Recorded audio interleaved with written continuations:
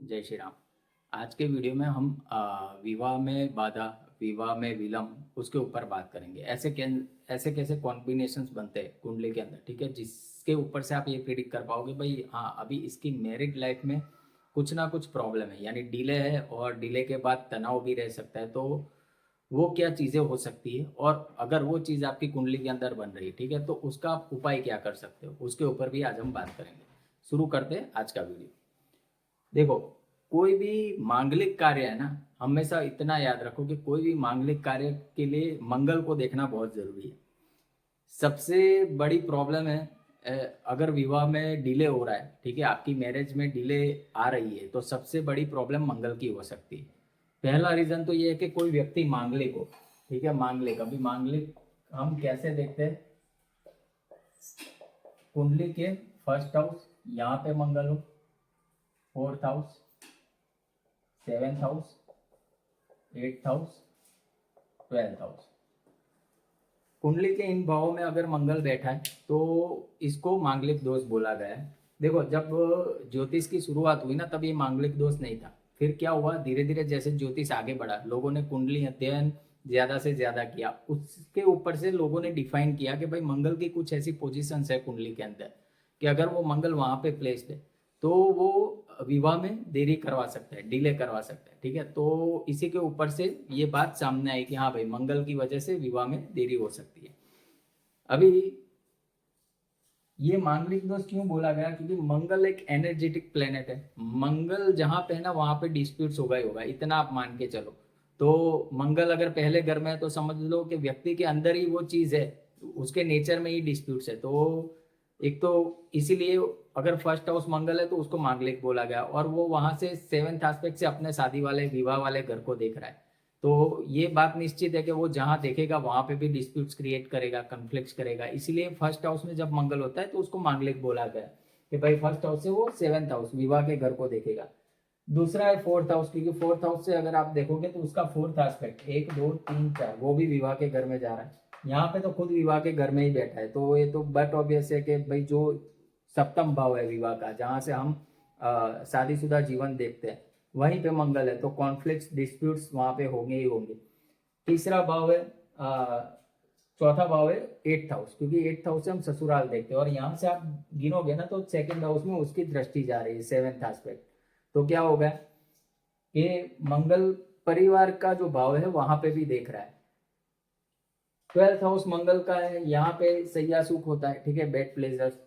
तो वहां पे मंगल की पोजीशन उतनी अच्छी नहीं, वहां से आप गिनती करोगे तो उसका एट्थ एस्पेक्ट विवाह के घर में जाएगा। इसीलिए इन लोगों को मांगलिक बोला गया। अभी मांगलिक दोष के निवारण हेतु हम क्या कर सकते हैं, और मंगल जो जिसका भी मंगल होता है उनमें देरी इसीलिए होती है कि सामने वाला भी मांगलिक चाहिए। क्योंकि क्या होता है, जब एक व्यक्ति दूसरे व्यक्ति का स्वभाव समझ लेता है, यानी सेम नेचर का होता है, तो उनमें कम्युनिकेशन कोऑर्डिनेशन ज्यादा बेटर तरीके से चलता है। इसीलिए मांगलिक को मांगलिक से शादी करनी चाहिए, वो एक सिद्धांत आया सामने।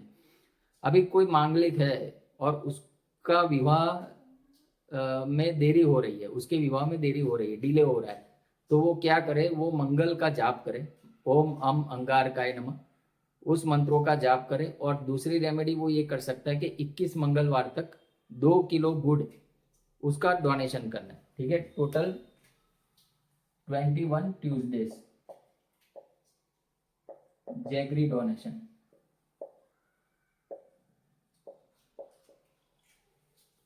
ठीक है। अगर वो गुड़ का दान करेगा तो यानी उसको अच्छे से अच्छा रिसोर्सेस मिलना स्टार्ट हो जाएगा, यानी जो देरी हो रही विवाह में तो उसमें प्रॉब्लम्स कम आएगी और जल्दी विवाह होने के योग भी बन जाएंगे। अब दूसरी कंडीशन क्या बनती है, मंगल की तो हमने बात कर ली। इसमें देखो मांगलिक में ज्यादा प्रॉब्लम कहाँ आता है पता है, कि एक तो लग्न कुंडली से मांगलिक है, यानी लग्न कुंडली से जो हमने हाउसेस की पोजीशन देख ली, उसी हाउसेस से अगर चंद्र कुंडली से भी बन रहा है, यानी आपकी मून, आपका जो मून चार्ट है, तो मान लो मून के साथ ही मंगल बैठ गया, या उससे फोर्थ हाउस में, उससे सेवेंथ हाउस में, उससे एट्थ हाउस में, या उससे ट्वेल्थ हाउस में, ठीक है, तो इसको चंद्र मांगलिक बोलते हैं कई लोग। बट ये तभी देखना है जब आपकी लग्न कुंडली में मांगलिक दोष है, वरना ढूंढने मत जाना कि भाई लग्न कुंडली में नहीं है अब हम चंद्र कुंडली में भी देखें क्या, तो वैसा मत करना। अगर लग्न कुंडली में मांगलिक है तो एक बार नजर चंद्र कुंडली पे भी लगा लेना, क्या वहां से भी मांगलिक दोष हो रहा है। अगर वहां से हो रहा है तो वो ज्यादा देरी करवाएगा, तो उस केस में तो ये करना बनता ही बनता है, जो रेमेडी मैंने आपको सजेस्ट करी। दूसरा, विवाह में डिले का कारण क्या है कि अगर, और स्पेसिफिकली अगर ये किसी फीमेल के चार्ट में बने, सैटर्न प्लस मून, ठीक है, अगर किसी फीमेल के चार्ट में विष योग बन रहा है तो ये भी मानसिक अवसाद का कारण है। मानसिक स्ट्रेस, आपको मेंटल स्ट्रेस रह सकता है, और ऐसे लोगों को ना विवाह के बाद परेशानी का सामना करना ही पड़ता है, स्पेसिफिकली इन फीमेल के केस। देखो ये बात अलग है कि कोई बेनिफिक प्लेनेट उसको देख रहा है, यानी जुपिटर का एस्पेक्ट आ गया, वीनस का एस्पेक्ट आ गया, that is a secondary thing, but ये कुछ भी नहीं है, कोई अच्छा एस्पेक्ट, अच्छा पहलू है ही नहीं, तब की ये बात है। तो ये आपको कंसिडर करना पड़ेगा। इस केस में आपको ना शनि शांति पूजा करवानी पड़ेगी। शनि शांति पूजा अच्छे से करवाए, पीछे अच्छे पंडित से करवाए, तो आपको इस योग का जो बुरे इफेक्ट्स आ रहे हैं वो नहीं आएंगे, ठीक है। चौथा केस कब बनता है विवाह में देरी का? जैसे मांगलिक हमने समझा, मांगलिक जिस जिस घर में बनता है, पहले, चौथे, सातवें, आठवें और 12वें में, उसके साथ यानी मंगल तो है, प्लस उसके साथ सूर्य भी आ जाए तो ये ज्यादा खतरनाक हो जाएगा फिर, क्योंकि देखो दोनों इन्फ्लेमेटरी प्लैनेट्स है, दोनों फायरी प्लैनेट्स है, इनके आप एलिमेंट्स देखोगे ना, फायर एलिमेंट्स है, तो ये भी विवाह में देरी करवाते हैं, और विवाह हो भी जाता है तो उसके बाद विवाह में परेशानी भी क्रिएट करते हैं। अगर इन हाउसेस में मंगल के साथ सूर्य भी बैठा है तो यहाँ पे आपको सूर्य के भी जाप करने पड़ेंगे, मंगल के भी जाप करने पड़ेंगे। सूर्य के लिए गुड़ का दान आपको संडे को करना है, मंगल के लिए गुड़ का दान आपको ट्यूसडे को करना है। रेमेडी सेम है, 21 डेज। अभी देखो विवाह के लिए ना, अगर किसी मेल का चार्ट है तो उसमें वीनस की कंडीशन देखना अति आवश्यक है, और अगर फीमेल का चार्ट है तो उसमें जुपिटर की कंडीशन देखो।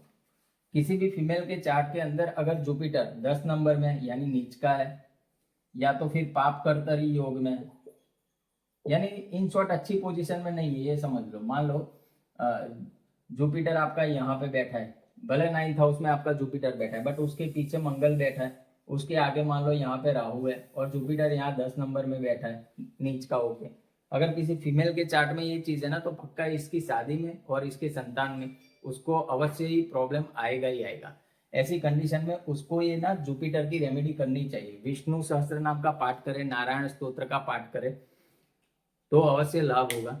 और ये अगर ऐसी कंडीशन किसी फीमेल के चार्ट में बनती है तो उन्हें ये गुरु ग्रह के संबंधित गुरु के मंत्रों का जाप अवश्य करना चाहिए। अगर उनको शादीशुदा जीवन में खुशियां चाहिए, संतान से खुशियां चाहिए, भाग्य का साथ चाहिए, तो ये रेमेडी करनी पड़ेगी। नहीं, क्योंकि ऐसी कंडीशन में ना गुरु की हालत कुछ खास अच्छी नहीं है, और उसमें भी अगर मान लो सैटर्न यहाँ बैठा है तो क्या हुआ, एक और मेलिफिक एस्पेक्ट आ गया, ठीक है। जितने भी अगर मेलिफिक कॉम्बिनेशन बन रहे हैं जुपिटर के आसपास, और जुपिटर खुद नीच का है, तो उसके लिए उसका उपाय अति आवश्यक है।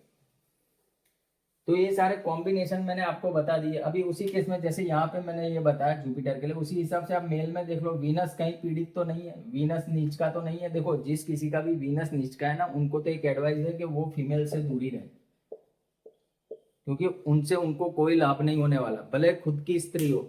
बट पॉइंट टू पॉइंट बात करें, ज्यादा डिस्कशन ना करें, क्योंकि नीच का शुक्र किसी भी फीमेल से आपको फायदा कभी भी नहीं करवाएगा। आपको शुक्र की भी रेमेडी करनी पड़ेगी, अगर नीच का शुक्र है तो गौ सेवा करें। अभी कुछ ये तो मैंने ग्रहों के हिसाब से आपको रेमेडी दे दी कि भाई ये करो तो आपको थोड़ा बेटरमेंट मिलेगा। ओवरऑल अगर आपको शादी अच्छी चलानी है ना, तो उसके मैं 2 उपाय आपको देता हूँ आज। एक रुद्राक्ष आता है, गौरी शंकर रुद्राक्ष। अगर मैरिड लाइफ बहुत डिस्टर्ब चल रही है तो पति पत्नी दोनों ये गौरी शंकर रुद्राक्ष चांदी की चैन में पहने, उससे एक दूसरे के प्रति प्यारपूर्ण व्यवहार होगा।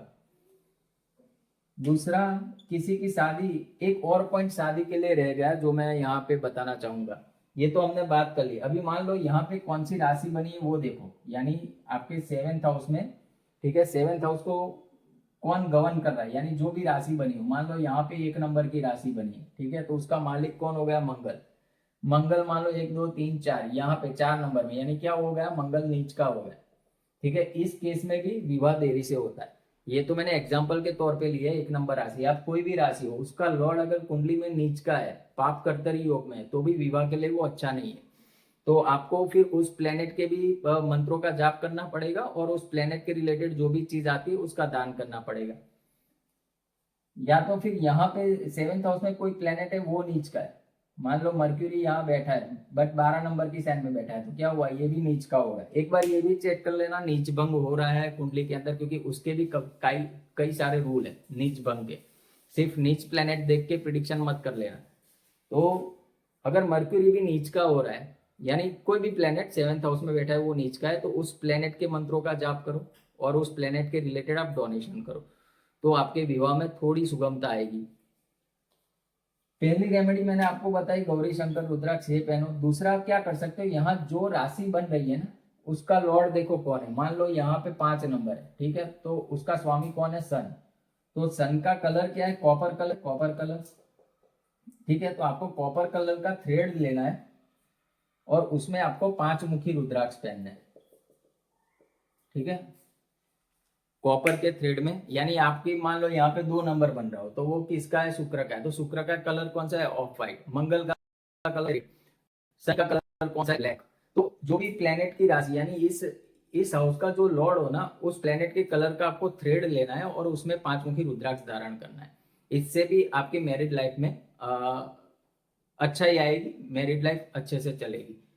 तो ये सारी कंडीशन थी कि विवाह में बाधा कब आती है, उसके कारण क्या है और उसके निवारण क्या है। आशा करता हूँ ये वीडियो आपको पसंद आया होगा।